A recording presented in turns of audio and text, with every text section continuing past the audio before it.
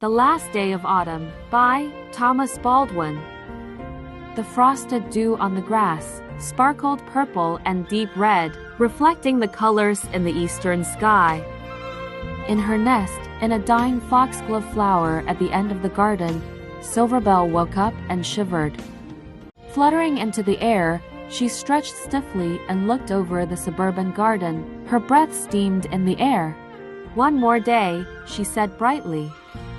She flew around the garden, teasing color back into drooping sunflowers, encouraging one last late rose to bloom, polishing each holly berry. There was a bumblebee lying motionless on the garden path. Its antennae twitched as she landed in front of it. She walked around it, murmuring soothing words as she checked its wings and stroked its back. She put her hands on the bee's face and closed her eyes for a moment. The bee seemed to glow golden for a second, and it fluttered its wings with new energy. She patted its back, and it buzzed gratefully before flying away. Silverbell looked at it, smiling. "You're out late," said an emotionless voice behind her. She turned. An indistinct, human-shaped figure shimmered gauzy white behind her, the garden visible through it. "It's still morning," said Silverbell. "That's not what I meant," said the spirit of winter. "I know. Most of your kind are already hibernating in the enchanted forest, recharging until the spring." "I've still got time," Silverbell said cheerfully. "It's futile. That bee won't last the winter. Most of these flowers will be dead in a week, no matter what you do." "But the people love them so much at this time of year," said Silverbell. "They like to see nature hanging on as long as possible." "Except wasps." "Yes, the wasps were a mistake," admitted Silverbell. The spirit of winter tilted its head. Even though the figure had no visible features, Silverbell had the feeling of being looked over and was suddenly conscious of her frayed, drooping wings and the gray streaks in her hair.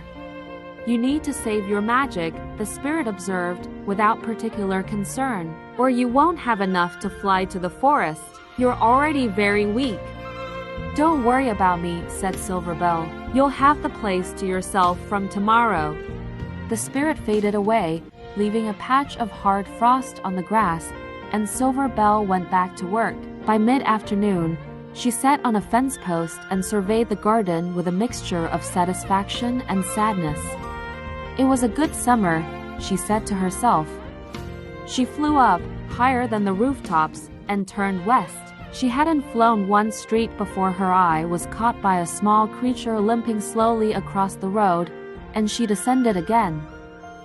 It was a hedgehog, small and shivering in the cold. "Hey, buddy," she said to him, reaching up to stroke his face. "You shouldn't be out now."